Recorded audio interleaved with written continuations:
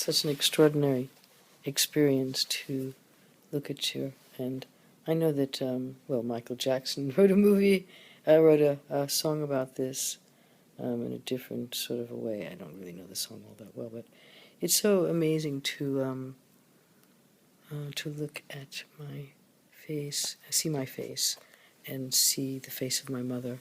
It's just extraordinary, and I feel that I'm again going to try to be quite short with this, but and I'm worried that that maybe it seems like I'm really seeing myself as some kind of a prophet or pontificating. It really, maybe it has an aspect of that. I have no idea, but I feel that this morning I've been up since I haven't been to sleep. I don't think I've been to sleep. That was the problem. I couldn't fall asleep, and there was a deep sense of kind of failure that I can't even do something as simple as that. But I accepted it, and I also did something which is not an easy thing. I'm a tough cookie, and I called Dorothea around 1. And so we've been on the phone for about an hour and a half, and now her mobile is completely depleted. But something came up in our conversation, and it's something that Mrs. Tweedy, it was a term that Mrs. Tweedy used, and I don't remember how often she used it, but something in me was always so absolutely delighted to hear it, and so I wanted to share that with you, and that is the uncreated. So there's creation, and there's the uncreated, and it just, I have no idea if the things that are, I'm not trying to pass over anything as truth, or that we went into, that she expounded on this in any kind of a way, because that's just not how Mrs. Tweedy worked. She didn't work a lot with knowledge. She worked very much with states of being, and to have had that destiny, to have been so close on a daily basis with a being like that, and to have, it's true, one must have karma with the teacher.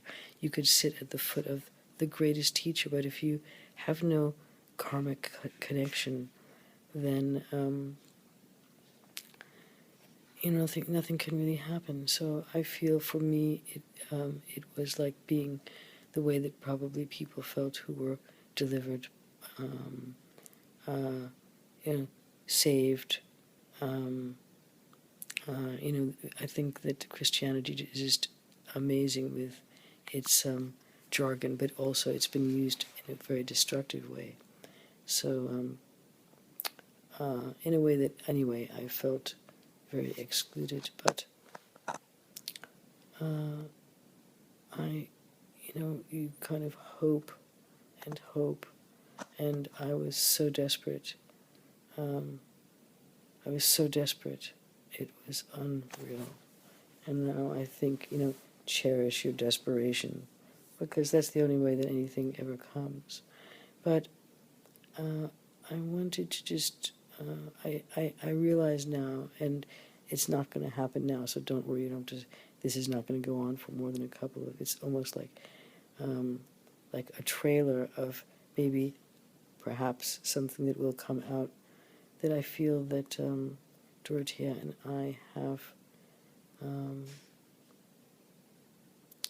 to, one way or another, communicate. And the mountains that we have been able to climb, and the valleys we've been able to cross, it is just, I really had lost faith that we would find our way, and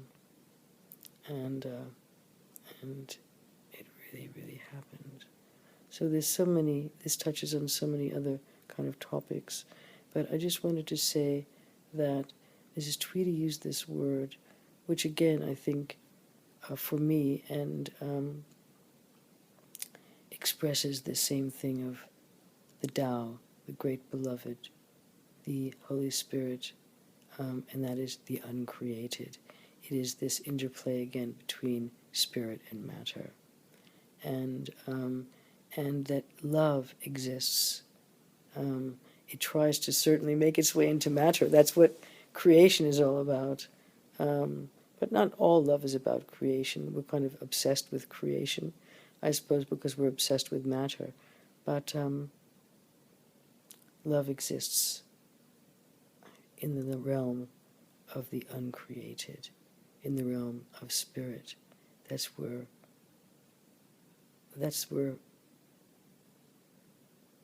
all of the essence of grace exists. And I just felt so strongly because, you can probably tell I'm kind of obsessive about words. I love words.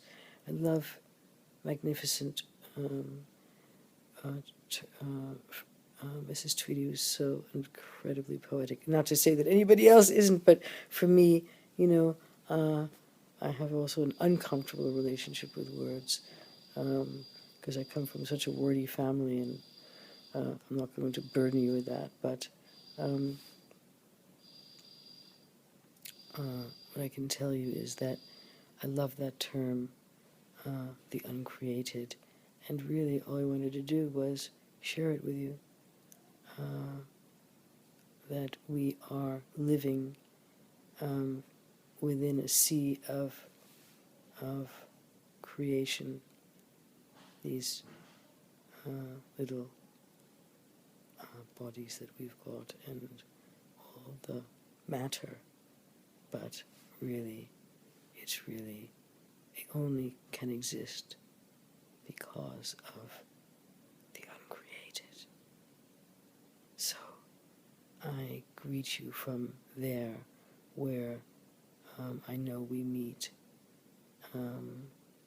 where we exist as just one of the many points of light in this world of prayer. I remember something that Forrest once said, and I don't remember if I remember it absolutely correctly, how she actually worded it, but it was an awareness that she had that there was something in her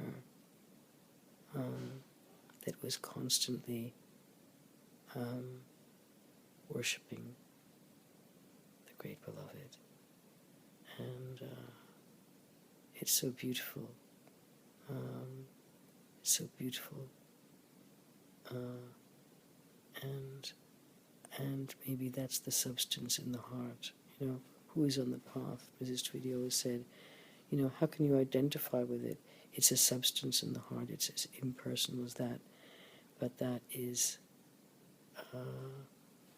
just a way of looking at who we really are, which is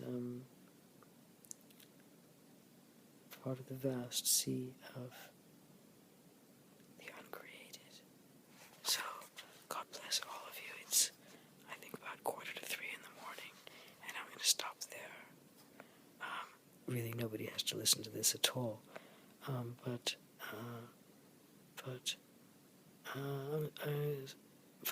anyway,